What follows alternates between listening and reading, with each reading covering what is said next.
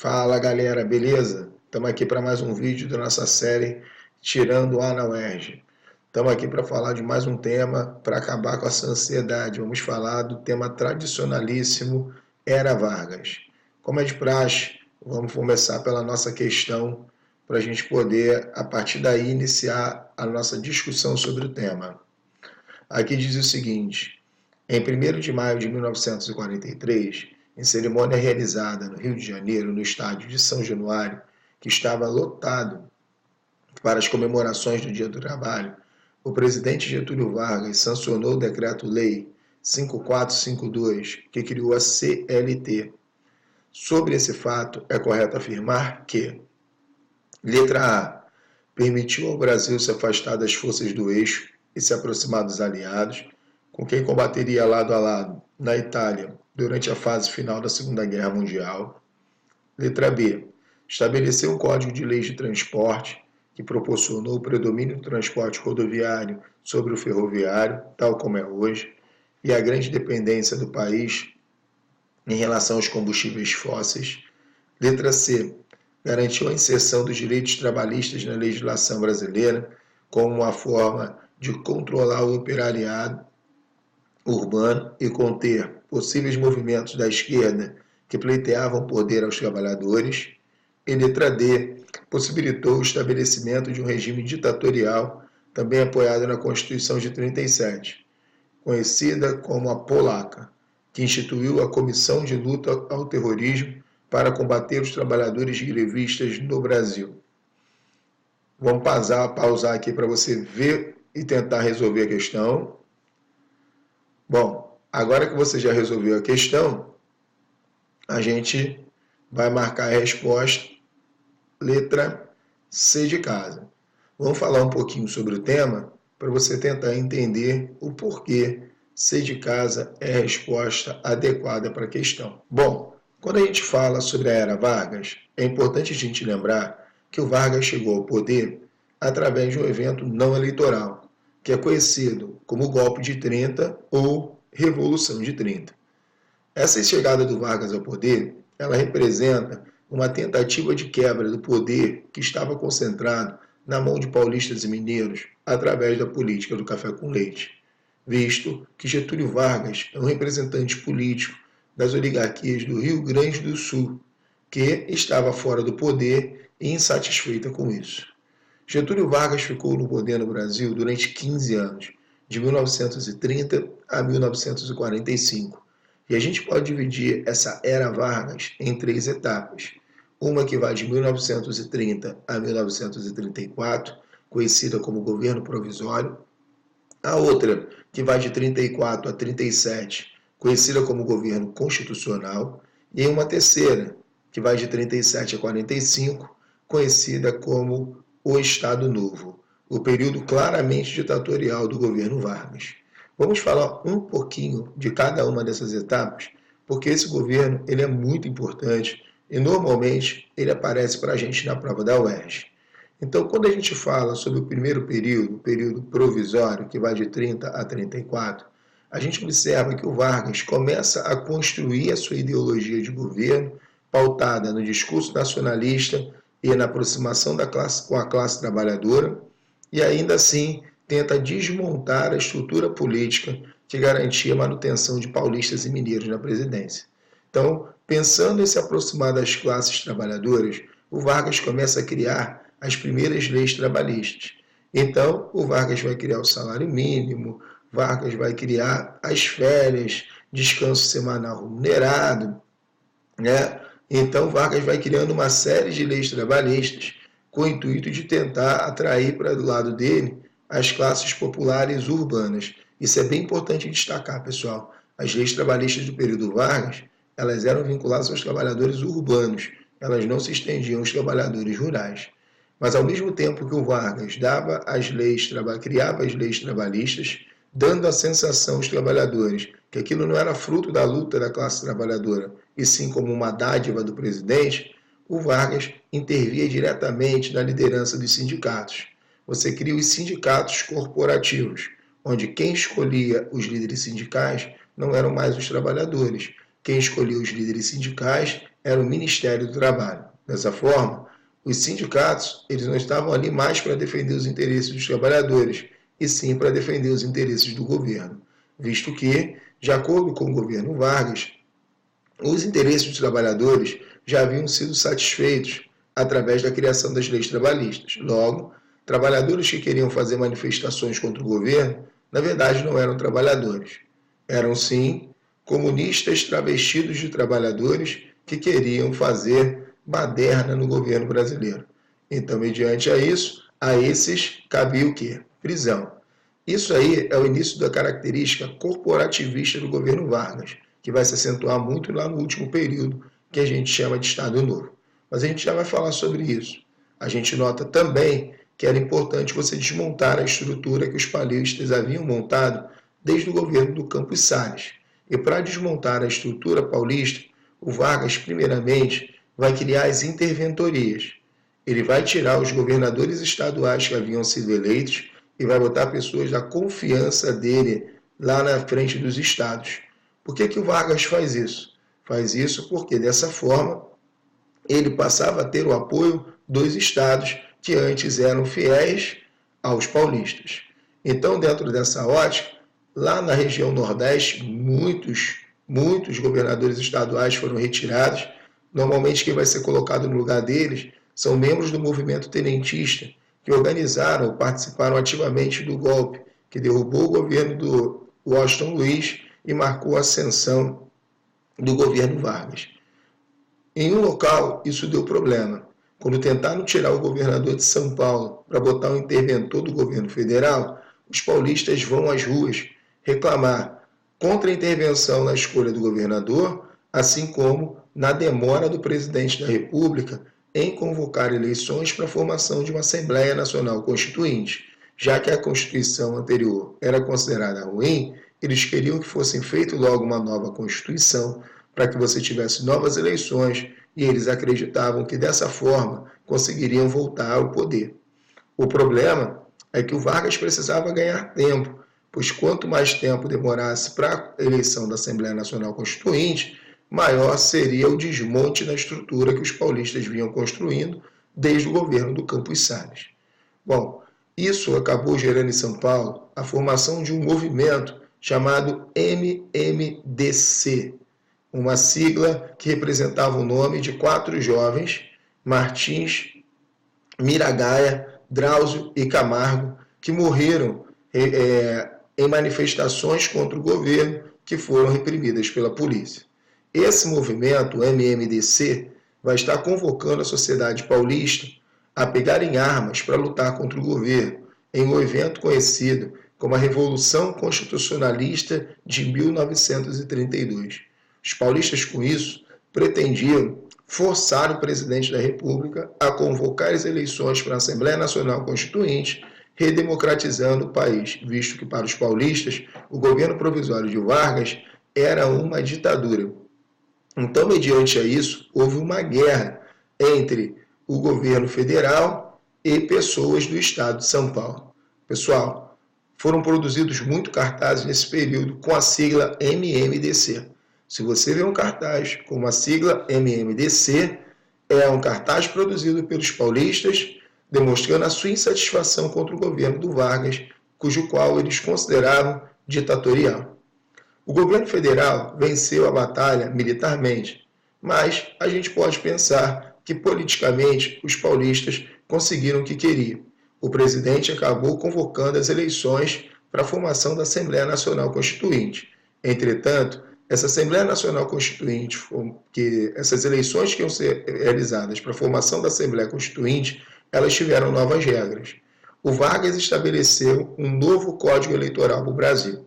O que esse Código Eleitoral trazia de novidade? Várias coisas, mas as principais que vamos destacar são a substituição do voto aberto pelo voto secreto, tentando impedir o voto de cabresto, a extensão do direito de voto às mulheres, tentando ampliar aí o número de pessoas que pudessem votar nos candidatos que o Vargas apoiava, e a criação da Justiça Eleitoral, substituição da Comissão Verificadora, que verificaria as fraudes eleitorais, impugnando candidaturas que tivessem sido feitas de forma ilegal. Com todas essas mudanças eleitorais, com as intervenções no interior dos estados, a Assembleia Nacional Constituinte que se formou era majoritariamente formada por políticos da confiança de Vargas. Eles vão fazer uma nova Constituição para o Brasil, uma Constituição democratizada, onde todas as leis que foram criadas pelo Vargas durante o governo provisório foram incorporadas a essa nova Constituição, dando ao Brasil um retorno ao caráter democrático constitucional. O primeiro presidente a ser eleito, de acordo com essa Constituição, deveria ser eleito pela própria Assembleia que formou a Constituição. E como a maioria dos políticos eram favoráveis às ideias do Vargas, o Vargas foi eleito presidente da República de forma indireta, para exercer um mandato que seria de 34 até 38. Bom, esse mandato do Vargas, de 34 a 38, ele é um mandato bastante controverso. Ele é marcado, por um contexto político que ocorre aqui no Brasil, que é bem parecido com o que acontecia em vários países da Europa. Você tinha o crescimento aqui no Brasil das ideias fascistas, através de um grupo chamado Ação Integralista Brasileira, ou AIB. O integralismo ganhava força, liderada pelo Plínio Salgado. Então, de acordo com os integralistas, era importante estabelecer no Brasil o que já acontecia na Itália, a formação de um governo centralizado na mão de um líder, um governo de característica fascista. Entretanto, a gente observa que vai se formar um outro grupo, a ANL, formado majoritariamente por comunistas, que queriam impedir a ascensão do fascismo no poder no Brasil. Afinal, em todos os lugares onde o fascismo estava sendo implementado, o comunismo caía na ilegalidade e os seus participantes eram presos e até mortos pelos governos onde se instauravam os governos fascistas. Mediante a isso, você passa a ter essa dicotomia política entre integralistas e os aliancistas. Porém, o governo Vargas ele vai colocar rapidamente, em 1935, a ANL na ilegalidade. E um dos grandes nomes da ANL, Luiz Carlos Prestes, ligado ao Partido Comunista Brasileiro, tentou organizar uma revolução comunista no Brasil, a Intentona Comunista. Entretanto, esse evento ele foi reprimido pelo governo, os líderes foram presos, inclusive Luiz Carlos Prestes e a sua esposa, Olga Benário, que era alemã, de origem judaica, foi extraditada para a Alemanha no momento em que o governo alemão começava a implementar as leis de Nuremberg, que eram as leis antissemitas do Estado nazista. Ou seja, ela não vai passar por bons momentos lá. Mas voltando ao Brasil, a gente nota que o Vargas, devido a essa tentativa de revolução comunista, declara estado de sítio, rompendo com todos os direitos democráticos que existiam no país. Esse estado de sítio, ele durou o final do ano de 35, visto que a intentona foi em novembro, todo o ano de 36 e avançava pelo ano de 37. E a grande dúvida que existia era se o Vargas iria redemocratizar o país de novo para convocar as eleições ou não. O Vargas, juntamente com os integralistas, acabou formulando uma fake news para poder se prorrogar no poder. Na época, os integralistas forjaram um falso plano comunista, conhecido como Plano Cohen, vão publicar isso nos jornais, vão ler isso nas rádios, e isso vai cair como uma bomba. E os brasileiros ficam com medo de que você tivesse uma nova tentativa de revolução comunista no Brasil. E esse evento vai ser usado pelo governo Vargas para dar um golpe de Estado em si próprio e se prorrogar no poder, lançando em 1937 uma nova Constituição, uma Constituição outorgada, ou seja, imposta pelo presidente, onde você criava uma ditadura no Brasil, a ditadura do Estado Novo. A partir desse momento, o Vargas vai governar o país com verdadeiras mãos de ferro, e todos que se opunham ao governo tenderam a serem perseguidos. Porém, a gente observa que durante o Estado Novo foi criado o Departamento de Imprensa e Propaganda, o DIP, que era responsável por censurar as críticas contra o governo ou contra as suas ideologias, mas ao mesmo tempo promover o governo brasileiro junto à sociedade. O principal meio de contato do governo com a população, idealizado pelo DIP, foi o rádio. Então, você vai ter a criação de programas de rádio, como A Voz do Brasil, que vai permitir que o presidente da República apresentasse discursos diários na Casa dos Trabalhadores. Um outro ponto interessante vai ser os comícios que eram realizados em estádios de futebol, principalmente o comício do 1º de maio, que é citado na questão, inclusive. Nesses comícios, normalmente o presidente fazia uma grande parada militar, ao final apresentava um discurso enfatizando a sua ideologia nacionalista, trabalhista e industrialista, e, ao final, apresentava um novo aumento salarial. Então, todo ano, dia 1º de maio, tinha um aumento de salário aqui no Brasil, decretado pelo presidente no estádio de futebol. Normalmente, o estádio de futebol São Januário, estádio do Vasco da Gama. Então, o que a gente observa dentro desse cenário é que o Vargas ele vai amarrando essa ditadura através da sua ideologia nacionalista e trabalhista. Tanto é que em 1943 a gente teve, né, a criação da CLT, que foi uma junção das leis trabalhistas que o Vargas já havia criado, com algumas novas, e a criação de um código de legislação trabalhista. Bom, em termos políticos, a gente nota que o governo brasileiro começou a ter um certo problema, porque internacionalmente, em 1939, havia iniciado a Segunda Guerra Mundial. E a Segunda Guerra Mundial ela estava dividida basicamente entre os países do eixo, formado pela Itália fascista, pela Alemanha nazista e pelo Japão totalitário, e os países aliados, que no primeiro momento seriam França e Inglaterra. A França foi rapidamente tomada pela Alemanha, gerando um certo isolamento da Inglaterra, que a partir de 1941 passou a contar com a ajuda dos Estados Unidos. Então, mediante a isso, você começa a ter uma pressão norte-americana sobre o governo brasileiro, porque o governo brasileiro de tendências fascistas estava muito mais próximo dos países do eixo do que dos aliados. Então, Vargas vai negociar com o presidente Franklin Delano Roosevelt, onde o Brasil romperia relações diplomáticas com os países do eixo, mas em troca, os Estados Unidos concederia empréstimos ao governo brasileiro para que o governo brasileiro desenvolvesse sua indústria. Quando o presidente rompeu relações com os países do eixo para formar indústrias como a CSN, a Companhia Vale do Rio Doce, a Fábrica Nacional de Motores, a Álcalis, né, o presidente disse no rádio que era mais fácil uma cobra fumar do que o Brasil entrar na Segunda Guerra Mundial. Entretanto, né, devido às pressões norte-americanas e o fato de navios brasileiros serem afundados no Atlântico por submarinos alemães, o Brasil acabou entrando na guerra, enviando duas forças militares, a Força Expedicionária Brasileira, a FEB, e a Força Aérea Brasileira, a FAB.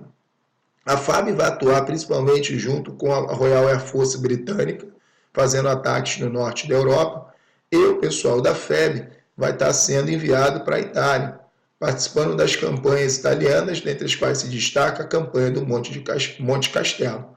O problema é que o Brasil entrava num processo de bastante contraditoriedade. Estava enviando tropas para lutar contra o fascismo, mas em favor da democracia, mas tinha uma ditadura de caráter fascista.